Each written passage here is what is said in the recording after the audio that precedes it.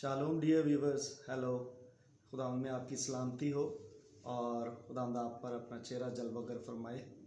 मैं पास्टर नवीद शहजाद एक बार फिर से एक बेहतरीन और एक ज़रूरत के मुआफिक वक्त की ज़रूरत के मुआफिक एक टॉपिक को लेकर आपके पास आया हूँ। और इस वीडियो के वसीला से मैं चाहता हूँ कि इब्लीस की बादशाही जो है वो जड़ से उखड़े ज़िंदगियों में से, और खुदा की बादशाही का बीज मसीहों की ज़िंदगी में और नौजवानों की ज़िंदगियों में, ख़ास तौर पर जो वो नौजवान जो फ़र्स्ट टाइम इस वीडियो को देख रहे हैं, उनकी ज़िंदगियों में बीज जड़ पकड़े और तनावर दरख्त और फल लाए। मैं दिल से शुक्रगुज़ार हूँ खुदा के खादिम अपने बड़े भाई, हम खिदमत भाई पास्टर इनोसेंट पॉल के लिए, जो आज इस वीडियो के लिए दस्तयाब हुए। और इस इन अ सेंस ये एक इंटरव्यू है जो मैं पहले भी दो खादमीन का कर चुका हूँ, और उन्होंने भी अपना कीमती वक्त देना चाहा और मेरी दरख्वास्त पर ये दस्तयाब हुए। अपने मसरूफ़ तरीन वक्त से इन्होंने वक्त निकाला, स्पेयर किया ताकि बादशाही बढ़े। खुदा का शुक्र हो इनकी ज़िंदगी के लिए। Pastor Innocent Paul Assemblies of God church Bhekhewal church में इंचार्ज पास्टर की खिदमत को अंजाम दे रहे हैं, और गुज़श्ता 20 साल से भरपूर तरीके से खुदावंद ने अपनी बादशाही की वसअत के लिए इन्हें मुख्तलिफ़ कैपेसिटीज़ में रख कर इस्तेमाल किया है। और इनका तजर्बा है नौजवानों में खिदमत का, क्योंकि वो ख़ुद भी नौजवान हैं और एक स्कूल के टीचर हैं, गवर्नमेंट स्कूल में ये गवर्नमेंट टीचर हैं। सो इनका उठना बैठना ज़्यादातर दिन में नौजवानों के दरमियान ही होता है। सो मेरी खुशकिस्मती ही है, समझ लीजिए कि आज एक तजर्बाकार खादम के साथ मैं इस बड़े ही सेंसिटिव टॉपिक पर, जिसके पहले भी 2 वीडियोज़ आप लोग देख चुके हैं, जो टॉपिक था जिनसी ख्वाहिशात के रुझानात मसीही नौजवानों में, उनके सदेबाब देख रहे थे हमने। हम देख रहे थे कि उनकी ट्रेंडिंग्स, उनकी प्रोजेक्शन किस तरफ जा रही है, और उनकी मसीहों की ज़िंदगियों के अंदर, नौजवानों की ज़िंदगी के अंदर उनके असरात क्या आ रहे हैं और किस तरह से उनको उसमें से डिलीवर किया जाए। So pastor Innocent Paul, thank you so much for being here. खुदा में आपकी सलामती हो, welcome you, bless you, thank you. खुदा का शुक्र हो आपकी ज़िंदगी के लिए। मैंने अजीज़ों बताता जाऊँ कि इनकी ज़िंदगी से खुदा की बरक़ात को फ़्लो होते देखा है। ये ना सिर्फ मेरे लिए बल्कि बथेरों के लिए, इवन मेरी चर्च कलीसिया के लिए भी ये बाइस बरकत हुए हैं, और मेरा दिल शुक्रगुज़ार है इनकी ज़िंदगी के। दिस इज़ वाई मैंने ये मुनासिब समझा कि इनके मुँह से भी हम इस टॉपिक से सुन सकें कि ये अपनी खिदमत के तजर्बे से और अपनी जवानी के अनायाम में किस तरह से इन सारी चीज़ों पर ओवरकम करते आए। सो हम इंटरव्यू की तरफ आगे बढ़ते हैं, और ये इंटरव्यू ज़रूर यूट्यूब पर अवेलेबल रहेगा, और बाद में ये इंटरव्यू OTS के प्रोजेक्शन के लिए यूज़ होगा, जिसकी प्रोजेक्शन की ज़िम्मेदारी मेरे पास है। ये मॉड्यूल में जो रिसर्च की जा रही है ताकि कलीसिया इससे बरकत पाए। पास्टर इनोसेंट पॉल, मैं आपसे ये पूछना चाहूँगा कि आपके तजर्बे के मुताबिक खिदमत में और आपकी स्कूल टीचर के तौर पर, आपके तजर्बे के मुताबिक ज़्यादातर किस जिनसी ख्वाहिश में नौजवान जो हैं वो इजीली फंस जाते हैं, मुब्तला हो जाते हैं? मेरे ये 2 क्वेश्चन है। एक तो ये है कि मुब्तला किस में आपने देखे हैं ज़्यादातर, और दूसरा मेरा ये क्वेश्चन है कि ईज़िली किस में वो ट्रैप हो जाते हैं?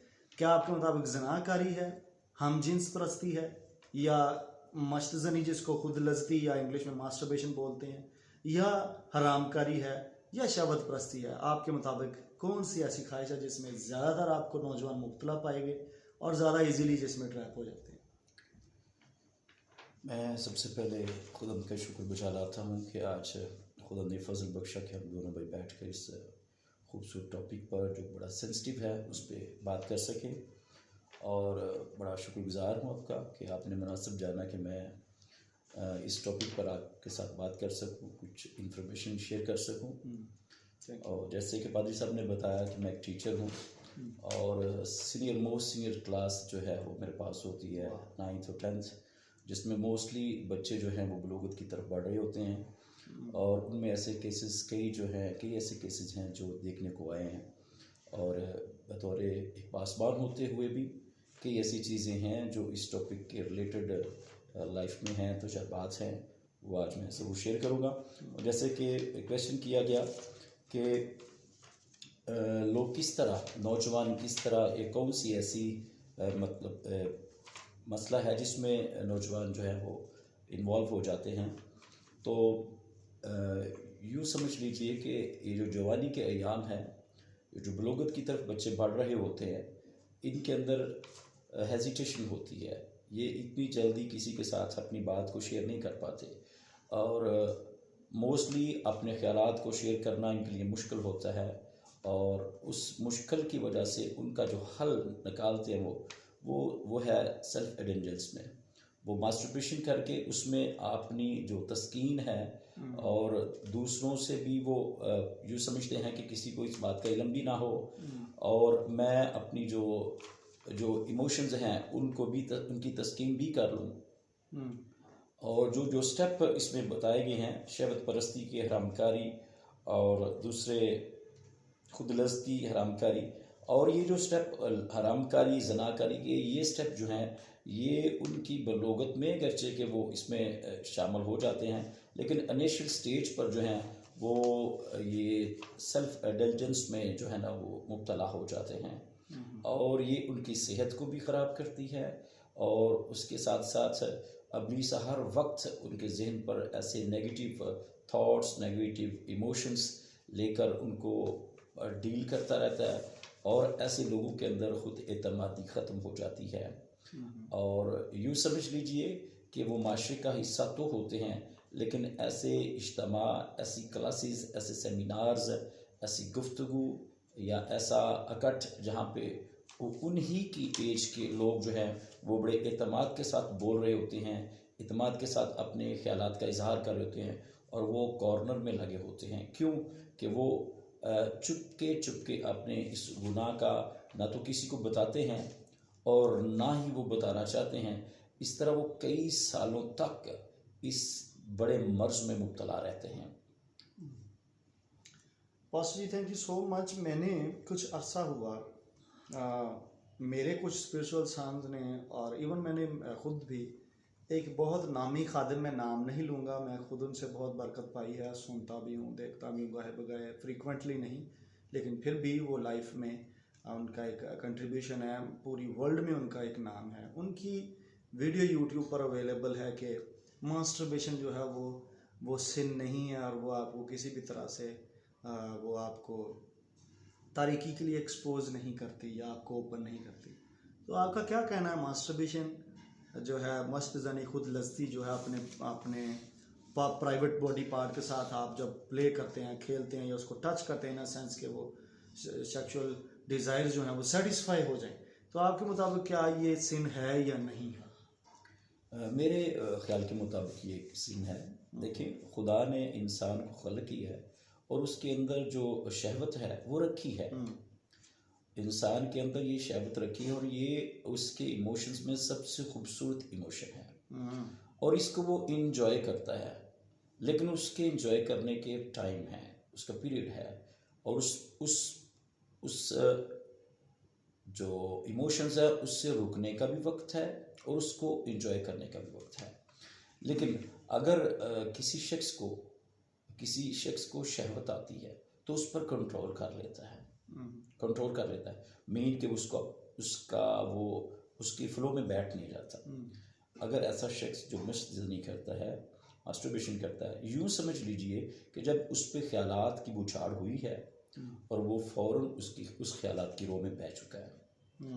बड़ा खूबसूरत कॉल है बड़े मशहूर पर्सनैलिटी का, लेजेंड का, मार्टिन लूथर फरमाते हैं कि आप अपने सर पर उड़ने वाले परिंदों को रोक नहीं सकते, वो उड़ना रुक नहीं सकते, लेकिन आप अपने सरों पर परिंदों को घोंसला बनाने से रोक सकते हैं। अगर आपके पास ऐसी इमोशंस आते हैं, आपके जहन में, आपके ख्याल में ऐसे इमोशंस है, शहवत आती है, लेकिन आप उसको रोक भी सकते हैं। आप उसकी फ्लो में बैठेंगे तो फिर क्या होगा, फिर आपका मेंटली और आपकी फिज़िकल और आपकी स्पिरिचुअल जो लाइफ है वो डिस्टर्ब हो जाएगी। Thank you so much pastor ji. मुझे एक कोटेशन याद आ गई। कल मैं इसी प्रोजेक्ट के ताल्लुक से कुछ टाइपिंग कर रहा था और मैं प्रोजेक्शन को लिख रहा था, तो उसमें एक केस स्टडी के अंदर टाइप करते करते मैंने एक फ़िक्रा लिखा, if you are activated you are captivated. Yes. तो जब आप उतर आते हैं। एक दफ़ा आपने टेस्ट कर लिया। मेरे एक टीचर थे, मैं नाम नहीं लूँगा, मिडिल क्लास में जब मैं था 8th ग्रेड में, तो वो टीच किया करते थे, कहते थे जी जब तक आप चर्च पिएंगे नहीं, ये मैं स्कूल की बात कर रहा हूँ, आपको कैसे पता चलेगा कि ये चर्च है? कल को आपको कोई पिला दे, आप शराब को चखेंगे नहीं तो आपको कैसे इस तरह के भी लोग आपको फेलोशिप आपको मिलती है जो आपको मैनिपुलेट करके दिमागी तौर पर आपको चकरा कर और आपके जज्बात को प्रोवोक करके उभार के आपको एक दफ़ा एक्टिवेट करवा देते हैं उसके अंदर, और फिर आप उसके कैप्टिवेटेड रह जाते हैं, उसके गुलाम बन के रह जाते हैं। सो आई वुड रिक्वेस्ट नौजवानों, खुदा के खादिम से आपने सुना कि इट्स अ सिन, ये गुनाह है और ये गेटवे है। जब आप इसको खोल देंगे तो फिर आप इजी टारगेट हो जाएंगे इब्लीस का।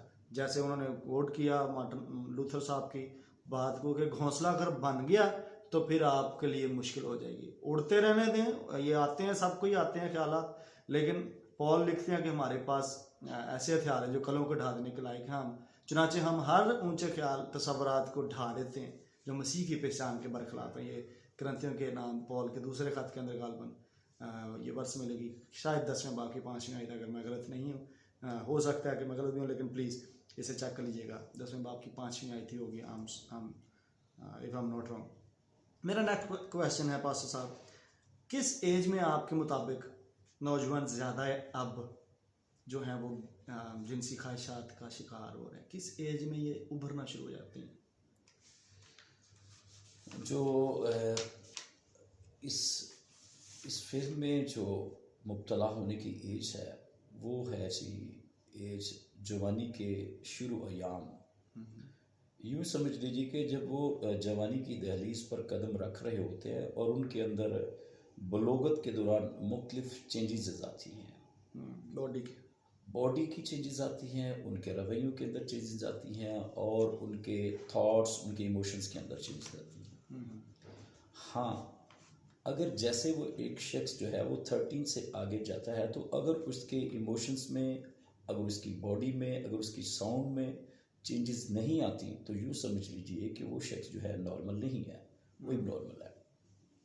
और इसी स्टेज पर जैसे जिस्म के अंदर तब्दीलियाँ, बॉडी के अंदर तब्दीलियाँ आती हैं, वैसे ही उसकी जो स्पिरिचुअल ग्रोथ है उसमें भी तब्दीलियाँ आती हैं। यूँ समझ लीजिए कि उसके ब्रेन में नए नए ख्यालात आते हैं और वो उसके साथी लोगों की वजह से भी आ सकते हैं। हो सकता है कि शख्स जो है वो मिडिल लेवल पे पढ़ रहा है, जब भी वो हाई स्कूल में जाता है तो हाई स्कूल में जाने से उसकी जो दोस्ती है, उसका जो क्राइटेरिया है, उसका जो अहबाब है, दायरा अहबाब है, वो चेंज होता है और अपने से ज़्यादा एज के लोगों से या अपने थोड़े सीनियर लोगों से उसका बोल चाल होता है और ऐसी चीज़ें जो उसकी लाइफ में पहले नहीं और वो उसके मतलब इल्म में आ जाती हैं और उस अपने इल्म की खोज करने के लिए, तहकीक करने के लिए, उनको वो इन्वेस्टिगेट करने के लिए, और यूँ समझ लीजिए कि वो प्रैक्टिकल की लाइफ में आ जाता है और वो प्रैक्टिकल जब फर्स्ट टाइम कर लेता है तो यूँ समझ लीजिए कि वो उस सिन में, उस मर्ज में मुब्तला हो जाता है। और ये सबसे पहले साथी दोस्तों ही की वजह से होता है। वो कोई अपनी बात शेयर करता है, वो अपने इमोशंस शेयर करता है कि यार मेरे अंदर ये चीज़ें आ रही हैं या मैंने रात को ये फील किया या मुझे ड्रीम में ये हुआ है। तो उन दोनों का आपस में जो गुफ्तगू है वो मेरे ख्याल के मुताबिक अगर वो किसी सीनियर से बात करें तो वो शायद हो सकता है उनके लिए बड़ा पॉजिटिव वे के साथ उनको समझा सके, लेकिन जब वो दोनों इमेच्योर लोग अपने ख्यालात को एक दूसरे से इजहार करेंगे तो वो दोनों किसी न किसी नेगेटिव वे में चले जाएंगे। और ऐसा 60 to 70% ऐसा ही होता है कि नौजवान अपने ख्यालात का इजहार करते हैं और बाज़ का तो वो फिर इसी ख्यालात में वो आगे नेक्स्ट ऐड जाने की कोशिश करते हैं और वो इसमें पूरी तरह जो है ना इन्वॉल्व हो जाते हैं। सो फासू जी, आपने मेरे क्वेश्चन का आंसर इस तरह से मैं समझा हूँ कि वो आप टीन एज का जिक्र कर रहे हैं कि 11 to 15 की कैटेगरी में ये जिनसी 19 तक ये चलेगा, नहीं जहाँ उभरना शुरू होती है। हाँ, ये इस एज में। अब ये थोड़ी एक और इसमें इंफॉर्मेशन लेंगे कि पहले ऐसा नहीं था, रोशनी का दौर है और इन चीज़ों में जो मीडिया है उसने तहलका मचा दिया है। अब हमारे बच्चों के हाथों में बहुत छोटी उम्र में मोबाइल हैं और मोबाइल के अंदर तमाम मवाद मौजूद है। और बहुत से जो लोग मच्योर हैं, मच्योर लोगों से भी ज़्यादा जो है वो इमच्योर लोग जो हैं वो ज़्यादा जो है ना वो टेक्निक ज़्यादा इल्म रखते हैं इस मीडिया का, इस इलेक्ट्रॉनिक मीडिया का, और इसको यूज़ करने के भी कुछ हिडन वेज जो हैं वो उनके पास हैं। यानी कि कोई बच्चा जो है वो अपनी माँ को चीट कर सकता है, अपने बाप को चीट कर सकता है, और ऐसे वो वे इस्तेमाल कर सकता है कि अगर उसका मोबाइल चेक किया जाए तो हो सकता है उसने कोई ऐसा कोड, ऐसा पासवर्ड लगाया हो जो कि इसकी इस हरकत को या इसके इस मर्ज को या इसकी इस बात को भी वो हाइड रख सके और छुपा सके। ऐसे भी केस सुनने में और दिखने में आए हैं कि नौजवान अगर ऐसे मवाद को देखते हैं लेकिन वो फ़ौरन उसको डिलीट भी कर लेते हैं, या वो उसको कोई ऐसा पासवर्ड पर्सन लगाया होता है और कई दिनों तक, कई महीनों तक वो अपने पेरेंट्स से इस चीज़ को छुपा लेते हैं, जबकि वो छुपता तो नहीं है लेकिन छुपा लेते हैं।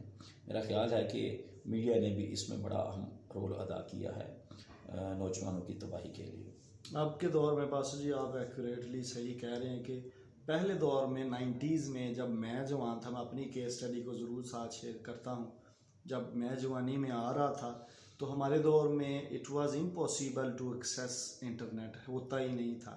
और अगर किसी ने इंटरनेट यूज़ भी करना तो वो इंटरनेट क्लब पर जाकर यूज़ करता था, और मोबाइल फ़ोन, सेल फोन्स हाथों में नहीं होते थे। It was very difficult to approach any type of pornography.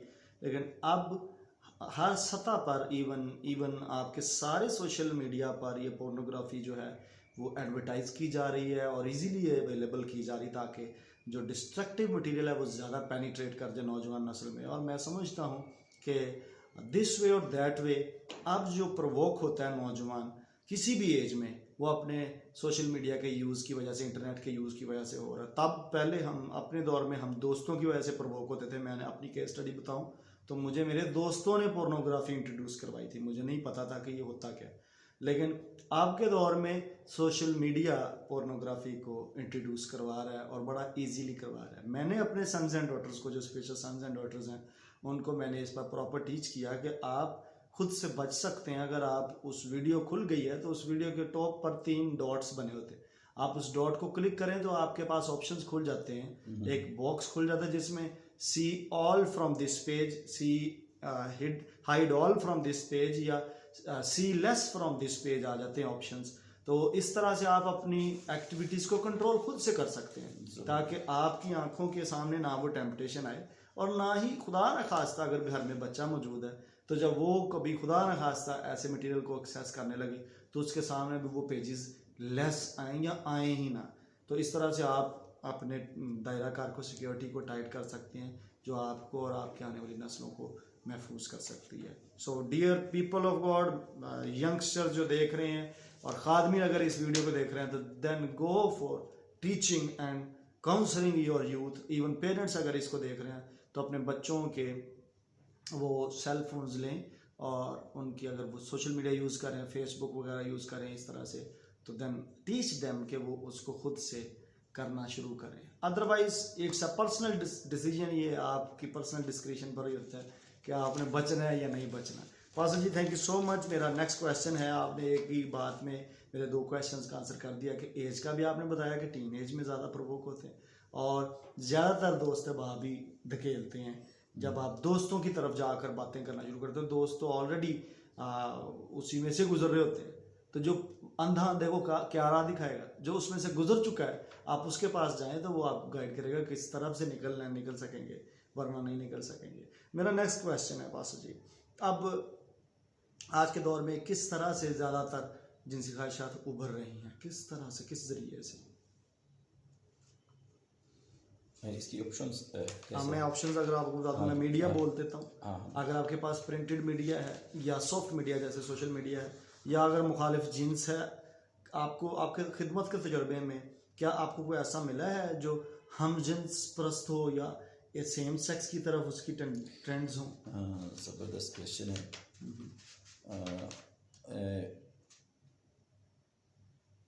जो हम जिन्स परस्त है ना, यूँ समझ लीजिए कि ऐसे है कि जब अप्रोच नहीं होती, एक तो अप्रोच नहीं होती, दूसरी हेजिटेशन होती है। चूँकि ये इनिशियल स्टेज है, स्टेजेस होती हैं नौजवानी की, और इसमें शाइनेस भी काफ़ी होती है, हेजिटेशन काफ़ी होती है, और बाएतमाद होकर फुल कॉन्फिडेंस में बात करने का भी अभी वो सलीका नहीं होता। तो वो फिर जो अपने साथ जो शख्स चल रहा होता है अपनी जिन्स का, और उसके साथ उसको शेयर करना बहुत आसान होता है। मोस्टली जो बच्चे अपने घरों से बाहर निकलते हैं और वो पढ़ने की गर्ज से किसी दूर शहर में है, हॉस्टल में है, बोर्डिंग में है, और बोर्डिंग के बच्चे या ऐसे बच्चे जो अपने पेरेंट्स से दूर हैं, वो मोस्टली ऐसे एक्टिविटीज़ में इंगेज हो जाते हैं, हम जिन्स प्रस्ती में। इवन के ऐसे केसेस डील किए गए हैं कि बहुत से मतलब जो नौजवान हैं वो परदेश की हालत में, और मतलब वो अपनी इस इमोशंस की तस्कीन के लिए वो लोग जो है वो इसमें इंटरेस्ट हो जाते हैं। और हमारे माशरे में एक ऐसी क्लास है जो कि वजूहात बनती हैं ऐसे हम जिन्स प्रस्ती के लिए। बासु जी, मैं बताता चला जाऊँ कि जो सर्वे फॉर्म्स मेरे पास वापस आए हैं फिलअप होकर, उनमें एक ट्रेंड पाया गया है कि क्रिश्चियन यूथ जो है वो हम जिन्स प्रस्ती की तरफ जा रही है। बहुत सारे जो मेल फॉर्म्स आए हैं उनमें कई ऐसे बच्चे हैं जिन्होंने लिखा है कि वो हम जिन्स प्रस्त हैं, और ये ख्वाहिश, जिनसी ख्वाहिश वो पूरी भी हम जिन्स प्रस्ती से ही कर रहे हैं। ये ट्रूली मैं आपको फैक्ट्स एंड फिगर्स के साथ बता रहा हूँ। ठीक बता रहे हैं, ऐसे ही है। और यूँ समझ लीजिए यहाँ पे अगर इस प्लेटफॉर्म पे इस मौजू पे बात हो रही है, और मेरा ज़िंदगी में कोई तजर्बा नहीं है कि मैंने कभी इस मौजू पर खुल के बात की हो, और चूँकि ये बड़ा सेंसिटिव है, अगर इस सेंसिटिव मौजू पर बात की जा रही है तो कुछ लोग ऐसे इस जवानी के याम में ऐसा इसके अंदर इन्वॉल्व हो जाते हैं टिल टू डेथ, वो बीमारी उनकी लाइफ में से निकलती नहीं है। बुरी आदत मैंने भी देखा है। मैं आपको की बात करता हूँ। मैं जब लाहौर में आया हूँ, और मैं एक हॉस्टल में अपनी मतलब इनिशियल स्टेजेस पे, जो मैं ग्रेजुएशन के लिए यहाँ पे आया, तो एक प्राइवेट हॉस्टल में मुझे रहना पड़ा। फिर मैं चूँकि समझता था कि मैं यहाँ पे ठीक से अपने जो ऑब्जेक्टिव हैं उनको अचीव नहीं कर पाता, तो मैंने फिर एक प्राइवेट रूम ले लिया, और उस रूम का जो मालिक था, नियरली 90 ईयर ओल्ड, और बताया जाता है कि वो शख्स करोड़पति होते हुए भी इस मर्ज में मुब्तला था, और उसकी फैमिली ने उसको अलग किया हुआ था, और वो शख्स कई सालों से इसमें डिलिज था। उसके करीबी जानने वाले जो दायरा अहबाब था उस बात का बताते थे कि ये शख्स मतलब दिखने में बड़ा हेल्दी, सेहतमंद, बड़ा बारोब है, लेकिन कुछ ऐसी नेगेटिव थिंकिंग या नेगेटिव एक्टिविटीज़ हैं जो इसकी लाइफ में हैं। और बहुत से लोग ऐसे हैं, आपने भी सुना होगा, बहुत से लोग ऐसे हैं जो इसमें मुब्तला हो जाए और उनको निकलने के लिए फिर निकला ही नहीं जा सकता उनसे। लिहाजा नौजवानों के लिए ये एक बीमारी है, और ये बीमारी से निकलना मुश्किल है। और ये हम जिन्स प्रस्ती जो है, यूँ समझिए कि ये मतलब अगर आप मुखालिफ जिन्स से हैं तो उसमें कुछ रिस्ट्रिक्शंस होती हैं वक्त की, आपके फासले कम हो सकते हैं, कोई हार्डल्स आ सकती हैं।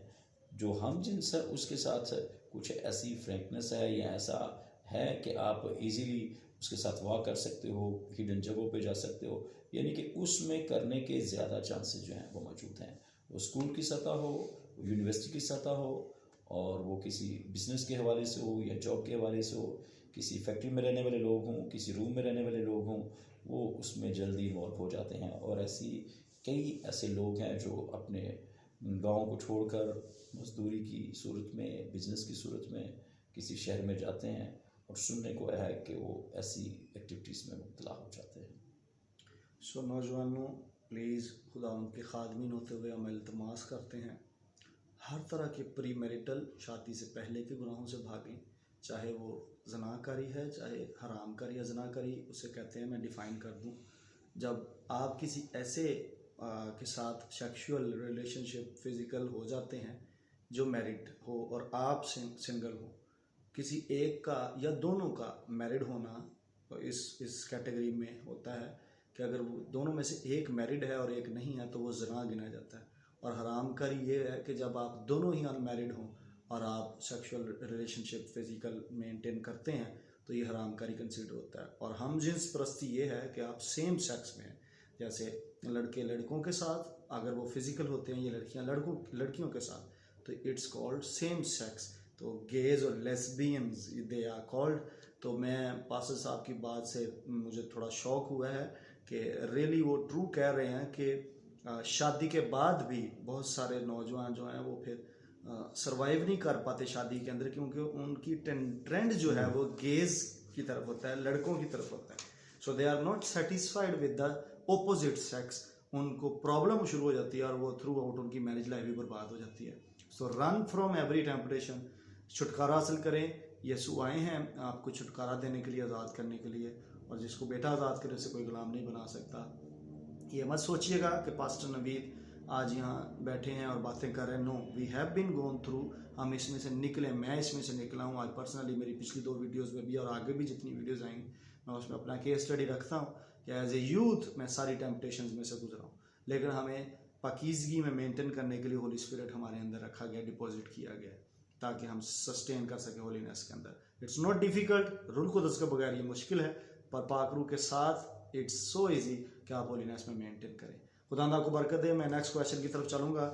पास्टर जी, मेरा क्वेश्चन है, क्या आपकी निगाह में जिनसी ख्वाहिशात में मुब्तला होना मसला है या नहीं है? जी, एक मसला है, और ये मसला कोई छोटी नौइयत का नहीं है, ये बड़ी नौइयत का मसला है। और बस का तो यूँ लगता है कि इंसान अगर इस मसले में पड़ गया है तो बड़ा खुश फील करता है कि यार कमाल हो गया, बड़ा अच्छा लग रहा है, और वो ही उसको मसला जो है उसको तबाही की तरफ ले जाता है। और बाज़ औक़ात यूँ समझ लीजिए कि जिस तरह किसी शख्स को नशा हो जाता है, वो शराब का या किसी भी ड्रग्स का वो मतलब मंशियात में वो फंस जाता है, उसके लिए ऐसे मसले जो हैं या जिन्स जो है या सेक्स जो है उसके लिए ऐसे नशे से भी बढ़ जाता है, और जो कि उसकी ज़ात के लिए, उसकी इज़्ज़त के लिए भी वो ख़तरे का बायस बन सकता है। क्योंकि आप नशा करते हैं तो उसमें तो आप और उसके वेज़ हैं, लेकिन इसके वेज़ ऐसे हैं जिसमें डायरेक्टली आपकी जो इज़्ज़त है वो भी पमाल हो सकती है। कहीं भी आप डिसफेम हो सकते हैं। हल्की सी आपकी इस मामले में कतई जो है वो आपको बहुत दूर ले जा सकती है। और ये मसला है, और नौजवानों, ये मसला छोटी नौइयत का नहीं है, बड़ी नौइयत का मसला है। तो क्या पास्टर जी ये रूहानी है या जिस्मानी है? हाँ, ये मसला ये मेरा जवाब जो वो मे भी कि आप इससे थोड़ा सा एग्री ना करें, मैं समझता हूँ कि ये मसला रूहानी भी है और जिस्मानी भी है। जिस्मानी इसलिए है कि जिस्म के कुछ अज़ा जो हैं वो जब नौजवानी में गलत कारियाँ की जाती हैं तो वो अज़ा जो हैं यूँ समझ लिए कि नकारा हो जाते हैं। वो डॉक्टरों के पास, हकीमों के पास या नीम हकीमों के पास, और वो शादी से पहले जो कुछ कर लेते हैं और जब शादी के बाद उनके रिजल्ट्स मिलते हैं तो वो मायूस हो जाते हैं। ऐसे मायूस होते हैं कि कभी कभार वो सुसाइड करने के पे तुल जाते हैं। If they can not satisfy his life partner, they will be hesitate to come before his life partner, and then they will attempt to suicide. एक शख्स को, एक मर्द को जो है वो अपने जज्बात पे अगर वो काबू पाए रखेगा तो वो लाइफ पार्टनर के साथ बड़ी अच्छी लाइफ गुजार पाएगा। अदरवाइज़ अगर वो अपनी लाइफ में जो नौजवानी में इंजॉय कर चुका है तो उसका जो मैरिड लाइफ है वो इतनी खुशगवार नहीं होगी, और हो सकता है कि वो खुदकुशी कर ले या किनारा कर ले। और बाज़ लोगों का ऐसा भी हुआ है कि वो फिर ऐसे हालात में उनकी जो लाइफ पार्टनर्स हैं वही उनको छोड़कर चली जाती हैं। थैंक यू पास्टर जी। मैं पूछना चाहूँगा कि क्या आपने अपनी अर्ली एज में किसी से इस बारे में जिक्र सुना था या कभी किसी से आपने जिक्र किया? क्योंकि आज भी नौजवान जो हैं वो जिक्र नहीं करते, किसी से शेयरिंग नहीं करते।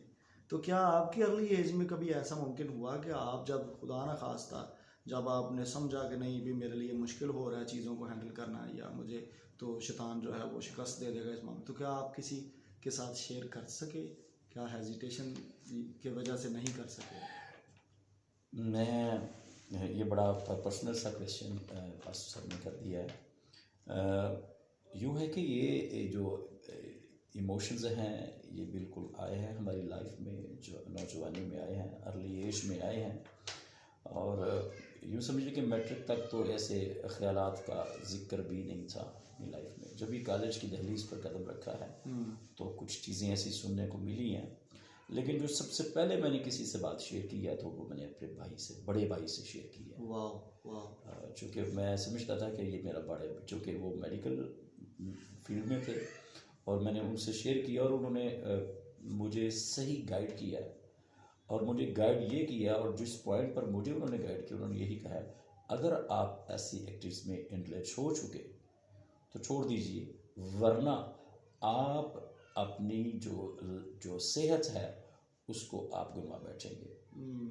और यूँ समझ लीजिए कि मैं चूँकि मैं बिलोंग करता हूँ एक देहात से, और देहातों में कबड्डी और ये इस तरह की जो है ना वो गेम्स होती हैं, और उसके लिए आपके पास ज़रूर पावर होनी चाहिए, आप जो फिज़िकली स्ट्रांग होना चाहिए। मैं स्कूल लेवल पे भी मतलब खेलता था, और आजकल ऐसा गांव में होता तो खेलता था, इसलिए इंसान को अपनी जो सेहत है उसका ख्याल। और मैंने अपने भाई की उस बात को पल्ले बांध लिया, और खुदा का शुक्र है कि बहुत से लोगों को भी इस बात के लिए, अपने मतलब जो कज़न्स वगैरह थे उनको इसी बात पे राग़िब किया कि अगर आप अपने आप को बचाना चाहते हैं तो फिर यही है कि इस पे कंट्रोल किया जाए। बात का एडिशन करना चाहूँगा। नौजवानों, गौर से सुनिए, कभी आपने अपनी लाइफ में सैलाब आते देखा है?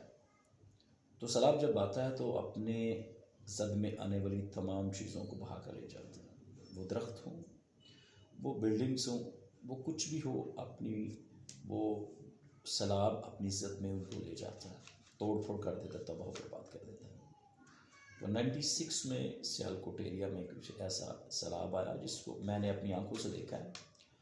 और वहाँ पर क्या हुआ कि बड़े बड़े दरख्तों को, जिनको क्रेन भी उठाने में थोड़ी दिक्कत महसूस करे, वक्त लगे, पावर लगे, और उस सैलाब ने उन बड़े बड़े दरख्तों को जो पता नहीं कितने कितने सालों से थे उनको जड़ों से काट दिया। बताने का मतलब ये है कि जब जवानी आती है, अगर इसको संभाल लिया जाए तो यूँ समझ लीजिए जैसे पानी को स्टोर किया जाता है, और फिर उस पानी को स्टोर करके डैम बनाए जाते हैं, और डैम से फिर क्या बनाया जाता है, बिजली बनाई जाती है। और वो बिजली क्या करती है, हमारे बड़े मुफीद काम करती है। अगर आपकी जवानी आई और सैलाब की रोग सैलाब की तरह बह गई तो वो फिर खुद को भी नुकसान देगी और दूसरे लोगों को भी। अगर आप कुछ स्टोर करेंगे तो यूँ समझिए कि आने वाले वक्तों में आप बेहतरीन तरीके से उसका इस्तेमाल कर सकते हैं। वाह पास्टर साहब, जब मुझे इन हालात में से गुजरना पड़ा, जब मैं पुश किया गया इन एक्टिविटीज़ की तरफ, तो मेरे चूँकि पापा खुदा के पास जा चुके थे 11 साल की उम्र में, तो मेरे नज़दीक कोई ऐसा नहीं था। मेरे बड़े भाई का भी मुझसे एज डिफरेंस ज़्यादा नहीं था, वो 1 साल ही बड़े थे, और मुझे सूटेबल भी नहीं लगा कि मैं उनके साथ कोई बातचीत ऐसी करूं। लेकिन मुझे सराउंडिंग में कोई ऐसी काउंसलिंग, कोई ऐसी बातचीत किसी खादिम से सुनने को नहीं मिली। लेकिन खुदा का शुक्र हो, जब थोड़ा सा एक्सेस हुई इंटरनेट के तरफ, तो इंटरनेट पर ही बहुत सारे खादमीन को सुना, पढ़ा, बुक्स को डाउनलोड करके। क्योंकि मैं चाहता था कि मैं इससे निकल आऊँ। और अगर आपके पास नौजवानों कोई नहीं है, आप हेजिटेट कर रहे हैं, मैं तो पहले तो रेफ़र करूँगा कि आप अपने सीनियर पास्टर के पास जाएं, आप अपने पेरेंट के पास जाएं। अगर जैसे पास्टर इनोसेंट के पास उनके बड़े भाई थे, अगर आपके पास कोई सीनियर भाई है घर में, अगर आप बहन है, बेटी हैं, तो आप अपनी बड़ी बहन से जाकर डिस्कस कर सकें। लेकिन ये देख लीजिए कि उस शख्स का करैक्टर कैसा है। ये ना हो कि आप किसी ऐसे के पास चले जाएं जो आपका पहले से दुश्मन हो और वो आपकी बात को उछाल दे और आपको एक्सपोज कर दे, या आपको कहेगा नहीं नहीं लगा रहे करदा रहे बहुत मज़ेदार काम है। सो ये आपने डिसाइड करना कि जाना किसके पास है। सो आपको खुदा प्रोवाइड करता है सोल्यूशन। ऐसा नहीं है कि खुदा कलाम में लिखा ग्रंथ खात में कि खुदा किसी को बुराई से नहीं आजमाता, ऐसा नहीं है। और ना ही आपकी आजमाइश आपकी बर्दाश्त से बाहर होती है। So there are always solutions available around you.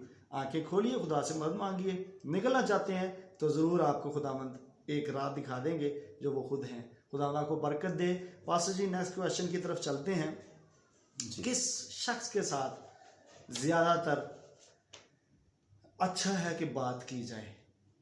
ज़्यादातर मैं पूछ ये रहा हूँ कि नौजवानों को आपकी निगाह में, आपके तजर्बे की रूह से किसके साथ ये बात करनी चाहिए? क्योंकि ऐसा हुआ है कि बात करने की गर्ज से को गया है तो उसको पास्टर ने ही मैनिपुलेट कर दिया पकड़ के। तो ऐसा भी मैंने देखा है, सुनने में आया है कि टीचर्स ने मैनिपुलेट कर दिया। सो आपकी निगाह में कौन सा ऐसा शख्स है, कौन सी ऐसी कैटेगरी है जो कि मुनासिब है कि उनकी तरफ जाया जाए और उनसे शेयर किया जाए? इसमें जो स्टूडेंट पढ़ रहा है उसके पास तो उस्ताद है, जो बच्चा चर्च जा रहा है उसके पास खुदा का खादिम है। पास ही सॉरी आपकी बात कर दी। अब मैं टीचर के पास नहीं था जा सकता क्योंकि मेरे टीचर ने ऑलरेडी ये बात फैलाई हुई थी कि करके देखो पी के देखो। और मैं आपको बताता चलूँ कि 2 भाई हम ही हैं पूरे बैच में से जो मैट्रिकुलेशन के थे, जो अब किसी जगह पर सस्टेन है। बाकी सारे खिलर खिलार गए क्योंकि उनके मुस्तकबिल को सूटे पे लगा दिया गया था टीचर ने। बिल्कुल जी। उस्ताद आप अपनी, अगर आपको टीचर देखें तो आप तो दी बेस्ट टीचर हुए ना, तजर्बा का। उस्ताद का ज़बरदस्त रोल होता है इसमें। मैं अब बतौर टीचर आपको इनकरेज करना चाहूँगा कि मैं अपनी जो ड्रेसिंग है वो मैं ज़बरदस्त बेहतर होता है और एक बेहतरीन होता है। बेहतरीन ड्रेसिंग में मैं स्कूल जाता हूँ और मेरे प्रिंसिपल ने एक दिन मुझे अप्रिशिएट किया कि ये जो सर पॉल हैं, ये इनकी ड्रेसिंग से मैं बहुत मुतासर हूँ और मैं समझता हूँ कि ये अपने लिए नहीं करके आते, क्योंकि हम लोग अपने लिए नहीं करके आते, अपने बच्चों के लिए, स्टूडेंट्स के लिए करके आते हैं। क्योंकि स्टूडेंट्स का जो रोल मॉडल है, स्टूडेंट्स एक रोल मॉडल है, टीचर रोल मॉडल है।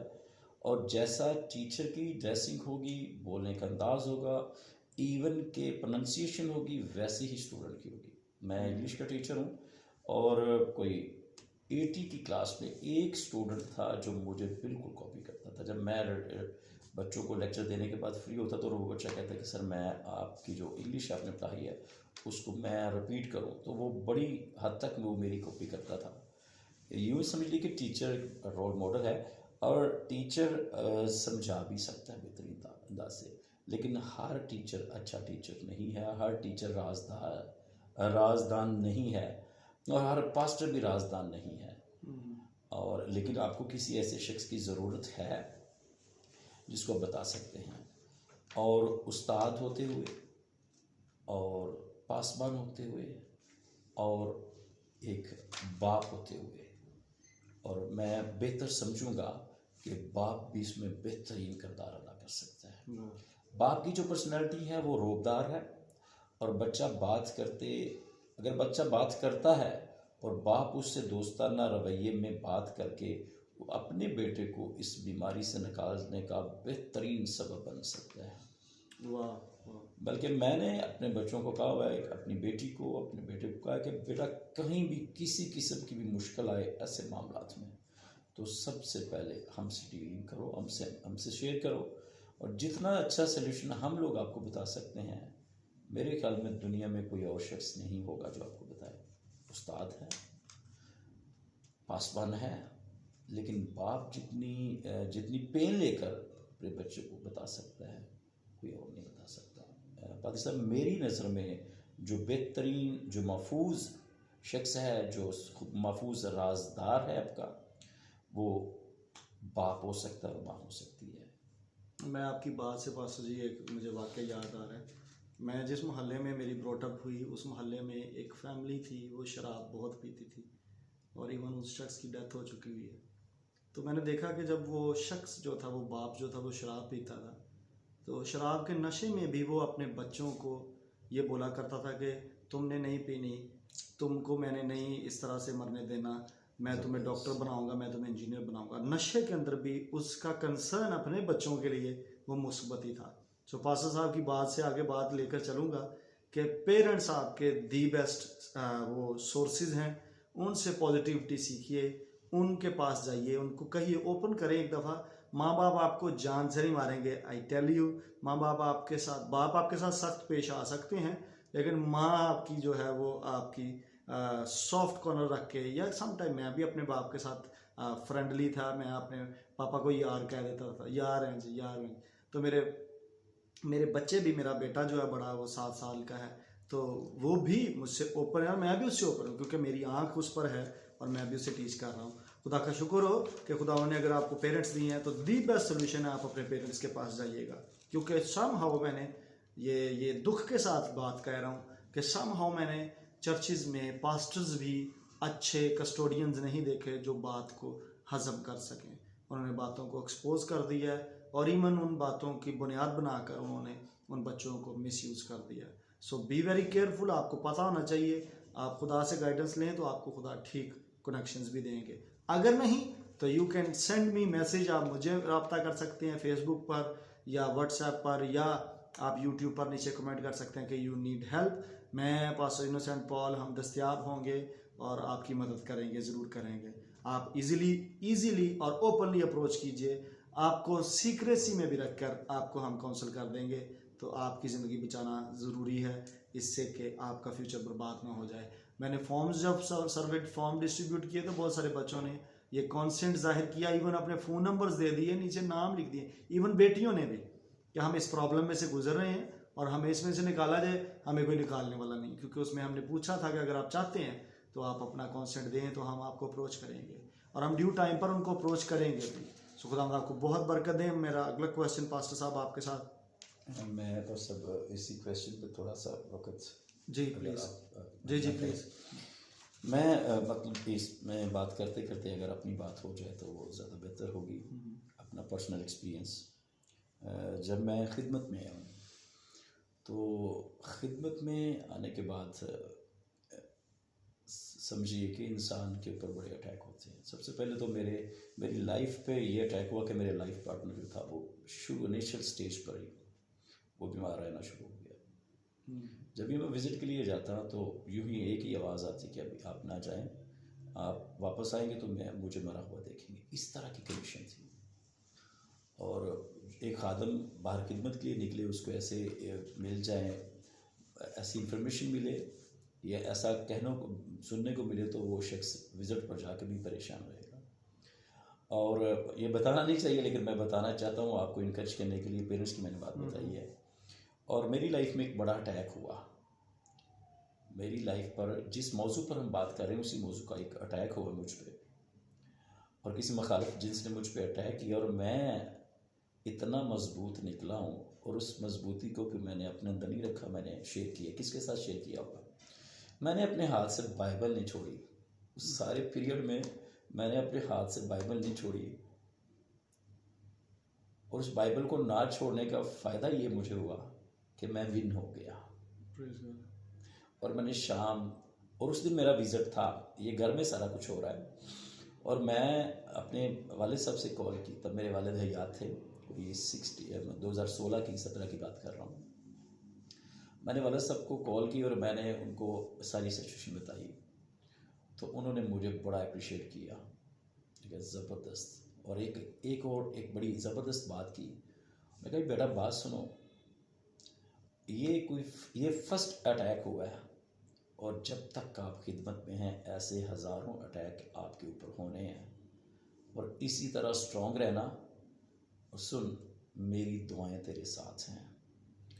जितने लोग मेन स्ट्रीम पे काम करते हैं, जो मेन स्ट्रीम पे जो लड़ते हैं, उन पे अटैक भी ज़्यादा अटैक होते ही उन लोगों पर हैं।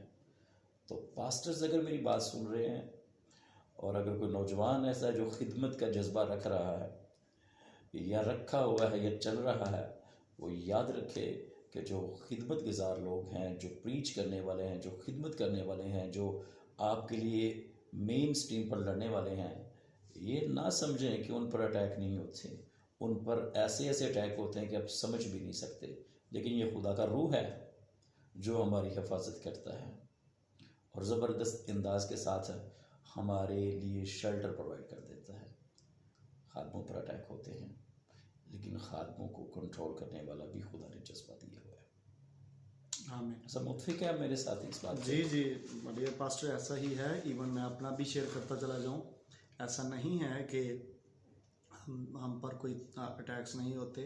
इस तरह की सारी आजमाइशें हम पर आती हैं, मुझ पर भी आई हैं। मेरी मिसिस को पता है, मैंने अपनी मिसिस को ये परमिशन दी है कि आप मेरी सराउंडिंग में मेरे नज़दीक आने वाले हर शख्स पर नज़र रखें। ज़बरदस्त। It's a very positive open sign कि मैंने अपनी मिसिस ख़ास तौर पर, क्योंकि लेडीज़ की रमज़ जानती हैं, उनकी सिग्नल्स को पढ़ लेती हैं। जी सो वो दूर भी खड़ी हों तो मैंने उनको ये परमिशन दी हुई है कि आपकी नज़र मुझ पर होनी चाहिए और मेरे साथ बात करने वाले पर।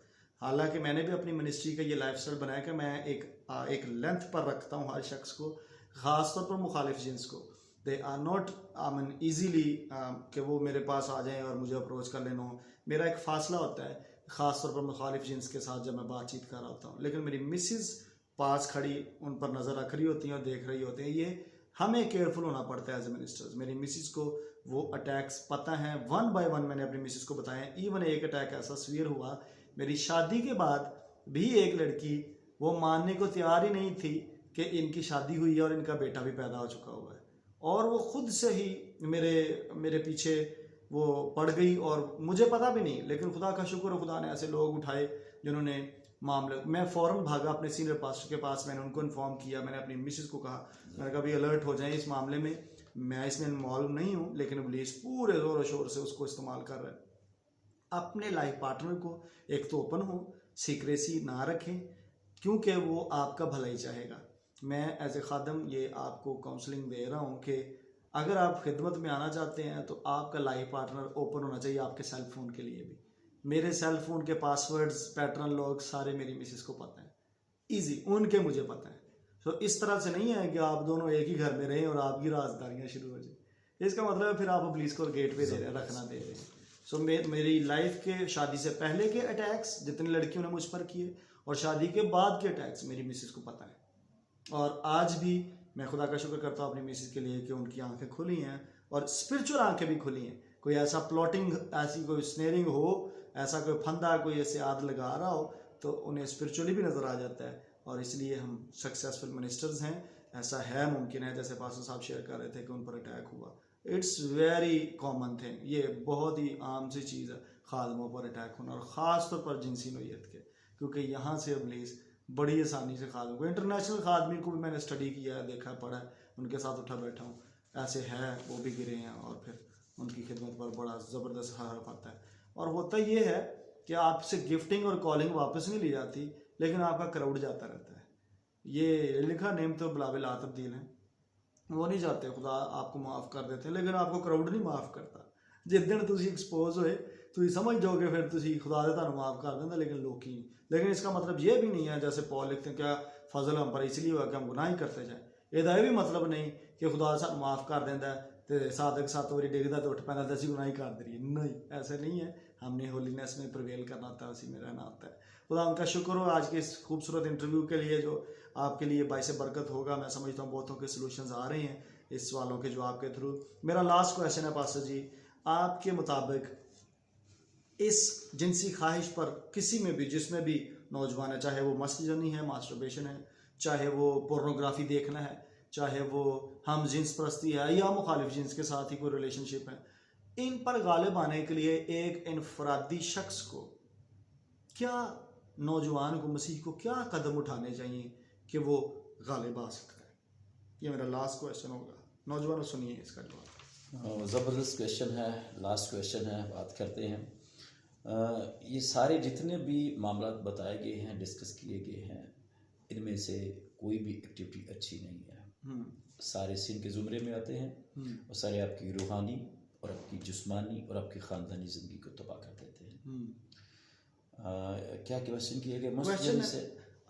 मैं पूछ रहा था आपसे कि क्या इकदामात किए जाएं कि किसी भी जिनसी ख्वाहिश से निकलना चाहे कोई? ज़बरदस्त। दुआ है, रोज़ा है, कलाम। मेरे साथ एक ऐसा प्रॉब्लम हुआ कि मुझे किसी शख्स ने कॉल की कि मैं आपसे दुआ करवाई और आपको बताया नहीं कि मुझे मसला क्या है, और आपने दुआ कर दी है, पादरी साहब मैं बिल्कुल ठीक हूँ। कई दिनों से मेरे साथ यही प्रॉब्लम है, और वो प्रॉब्लम ये है कि मैं जब भी दुआ करने के बाद सोने की कोशिश करता हूँ तो मुझे इब्लीस कहता है कि मोबाइल फ़ोन पकड़, मोबाइल फ़ोन पकड़, मोबाइल फ़ोन पकड़। तो मेरी एक जंग लगी हुई है, और उस शख्स को मैंने यही कहा कि जब भी वो मोबाइल फ़ोन की बात करे तो आपने स्ट्रांगली उसको क्या करना है, डांटना है। अगर आप दुआ में ठहरेंगे तो शायद ये बात आपकी लाइफ में आप विन हो जाए। बहुत से और भी ज़रिए होंगे इससे निजात पाने के, लेकिन मेरा ज़ाती तजर्बा यही है कि आप दुआ में झुकें। बेहतरीन हथियार है, बेहतरीन तरीका है। दुआ में आएंगे, पाकीज़गी में आएंगे। दुआ में आने के लिए आपको पाकीज़गी में आना पड़ेगा, और जब आप पाकीज़गी में आ जाएंगे तो यूँ समझ लीजिए कि आपके गिर्द एक खसार लग जाएगी। आप अपने फिज़िकल खसार भी लगा सकते हैं, लेकिन यूँ समझ लीजिए कि दुआ आपके लिए फिज़िकल खसार तो लगाएगी, स्पिरिचुअल खसार भी आपके गिर्द लगा देगी, और आपके माइंड्स के अंदर जो बुछाड़ होगी, जो सैलाब आते हैं दिमाग के अंदर नेगेटिव थॉट्स के, वो आना रुक सकते हैं, रुक सकते हैं सिर्फ दुआ के ज़रिए से। हाँ, अगर दुआ से काम नहीं चल रहा तो नौजवान एक और बात सुने, आप रोज़े में जा सकते हैं। रोज़ा इसमें आपके लिए बेहतरीन वे हो सकता है। जब आप सारा दिन दुआ में ठहरोगे, रोज़े की हालत में ठहरोगे, तो फिर आपको एक सेटिस्फेक्शन ये मिलेगी कि मैं रोज़े में हूँ, मुझ पर ये चीज़ गालिब नहीं आ सकती, मैं तो खुदा की कुर्बत में जा रहा हूँ, मैं तो दुआ करनी है अभी, या मैं दुआ में हूँ, या मैंने दुआ में ज़िंदगी गुजारी है, दुआ में वक्त गुजारा है। दुआ, रोज़ा, और इसके अलावा अगर आप कलाम की तरफ आ जाते हैं, स्टडी करते हैं कलाम को, तो बेहतरीन वे है कि आप इन चीज़ों से छुटकारा पा सकें।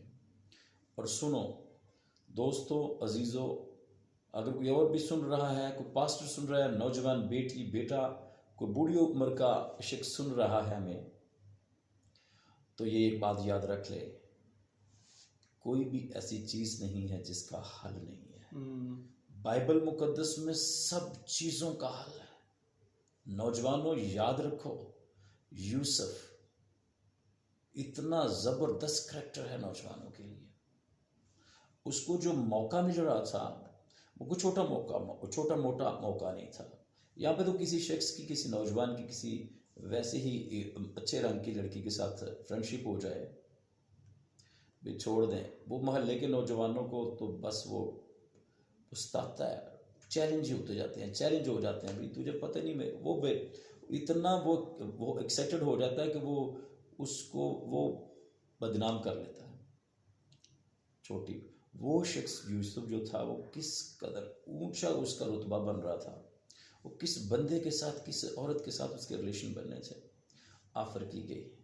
लेकिन अजीज़ों, अगर वो थोड़ी देर के लिए रुकता, गौर करता कि यार इसका ओहदा क्या है, इससे करने से मुझे फ़वाइद क्या मिलेंगे, मैं इसको तरक्की की सीढ़ी बनाकर किस तरह तरक्की कर सकता हूँ, तो शायद वो उसमें इन्वॉल्व हो जाता, और इन फ्यूचर वो मुल्क मिस्र का वो हाकिम ना ठहरता।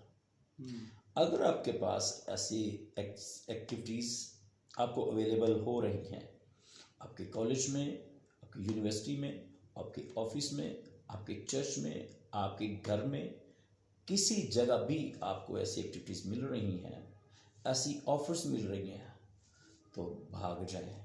मैं कहूँगा यहाँ से भागना कोई अपनी इंसल्ट की बात ना समझे। भागना वैसे बुरी बात है, मुकाबला करना चाहिए, लेकिन यहाँ से भाग जाएं तो बेहतरी है। जवान, तो जवानी की ख्वाहिशों से क्या कर, भाग। अगर तू भागेगा तो मेरा ख्याल है, बाइबल का वादा है, खुदा का वादा है कि तू ब्लेस्ड होगा। तो अपने हम उम्र लोगों से ब्लेस्ड होगा, अपने क्लास फेलो से ब्लेस्ड होगा, अपने रिश्तेदारों से ब्लेस्ड होगा, वो डिफरेंट हो जाएगा। तो आपके अंदर इम्तियाज़ हो जाएगा। जो आपकी एज के लोग, आपके ऑफिस के लोग, आपकी जॉब के जहाँ पे कर रहे हैं या जिस माशरे में रह रहे हैं, अपने हम असरों से आप क्या होते जाएंगे, प्लस होते जाएंगे। अगर आप जवानी की इन ख्वाहिशों से भागेंगे, गुनाह से भागेंगे। सिन SIN, और इसके अंदर आई है, और जब सन बनता है तो वो ओ आ जाता है, SON, सन, खुदा का बेटा बन जाता है। हमें जो खुदावंद को कबूल कर लेते हैं उनके लिए बड़ी गुड न्यूज़ है। जितनों ने उसे कबूल किया, खुदा ने उन्हें अपने फर्जंद होने का बख्शा।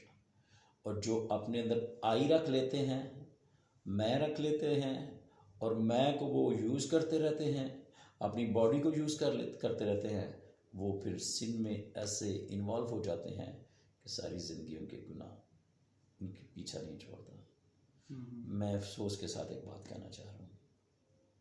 मौजू हमारा सेक्स है, इमोशंस है, लेकिन इन्हीं में एक बड़ी चीज़ कि हमारे नौजवान, इस प्लेटफॉर्म पर बात करते हुए मैं, चूँकि नौजवान के साथ हम मुखातब हैं, नौजवान नशे में ऐसे मुब्तला हो जाते हैं और वो मरते दम तक उसको छोड़ते नहीं हैं। मैं एक नौजवान को जानता हूँ, मेरी खिदमत में शुरू अवाइल में ही उसके साथ मेरी मुलाकात हुई।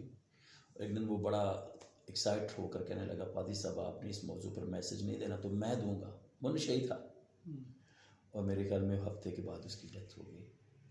उसकी लाइफ का ना उसकी माँ को फ़ायदा, ना उसके बेटे को, ना उसके बाप को, ना उसकी बहन को, ना उसके भाई को, ना खुदा के खादम को, ना खुदा को, ना किसी माशरे के शख्स को, किसी शख्स को भी उसकी लाइफ का फ़ायदा ना हुआ। वो उसने अपनी लाइफ जो नशे में, गुनाह में गुजार दी। मुझे दुख होता है कि हमारी चर्च पाकिस्तान की कलीसिया के नौजवान खूबसूरत होते हैं, नर्जेटिक होते हैं, जवान, कद खूबसूरत, लेकिन वो ऐसे गुनाहों में आसानी के साथ मुब्तला हो जाते हैं। खादम उनके लिए सारी सारी रात रोते हैं, वो टस मस नहीं होते। मैं पर्सनली ऐसे लोगों के लिए दिन रात दुआएं कर रहा हूँ, रोज़े रख रहा हूँ, लेकिन वो नौजवान, छोटी सी उंगली जितनी चीज़ है एक सिगरेट, और हाथ जितनी बोतल है, जिनको उन्होंने सीने से लगाया हुआ है। और जब इन चीज़ों को सीने से लगाते हैं तो फिर ऐसे कई गुनाहों में भी मुब्तला हो जाते हैं, जिनको इंतहा तक बर्बाद कर देता है। सुलेमान नबी, शाह इसराइल बड़ी खूबसूरत बात करते हैं, ऐसी राहें भी हैं जो इंसान को सीधी मालूम होती हैं, लेकिन उनके अंजाम में मौत की राहें हैं। नौजवान पढ़ तो जाते हैं, फिर वो बड़े खूबसूरत वो आर्गूमेंट्स भी बना लेते हैं, बड़े खूबसूरत वो उन्होंने डिफेंस के लिए कुछ कमेंट्स भी उनके पास होते हैं। लेकिन अगर आप ऐसे इसमें मुब्तला हैं तो अभी वक्त है, आप इस चीज़ से रहाई पाएँ, और रहाई खुदा यीशु मसीह के खून में है। आप उसके खून को अपने ऊपर लगाएं, दुआ में ठहरें, आप इससे निजात पा सकते हैं। कोई चीज़ भी इस दुनिया में इम्पॉसिबल नहीं है। God bless you very much. Thank you so much pastor Innocent Paul. नौजवानों और पेरेंट्स और सब जितने सामाईन हैं, सुन रहे हैं, देख रहे हैं, हाले मुश्किलात यीशु मसीह हैं, कलाम मुक़द्दस है, आपके पास उसकी रसाई है, आपके पास एक्सेस है, और कोई ऐसा प्रॉब्लम नहीं जिसका सोल्यूशन नहीं। हमने इस बात को जिक्र किया, जवानी की ख्वाहिशों से भागें, यही कंक्लूजन है हमारी आज की डिस्कशन का, इंटरव्यू का। जैसे खुदा के खादिम, खुदा का बंदा अयूब लिखता है कि मैं क्यों किसी कुंवारी पर नज़र करूं। तो मत देखिए पोर्नोग्राफी को, छोड़ दीजिए, भाग चलिए इससे, और अपने आप को आसमान की बादशाही के लिए तैयार कीजिए, और अपनी जवानी की हकारत खुद से ना करें। खुदावंद आपको बरकत दे, खुदावंद आपको महफूज रखे, और हम दोनों की दुआ है कि खुदावंद आपको जल्द इस कंट्रोल से, इस डिमोनिक एक्टिविटी से, और इस कैप्टिविटी से, इस गुलामी से आज़ादी दे, और आप आज़ाद ज़िंदगी बसर करें। खुदावंद आपको बरकत दे। God bless you. Thank you so much for watching. Video share कीजिएगा और लाइक कीजिएगा, सब्सक्राइब कीजिएगा। God bless you.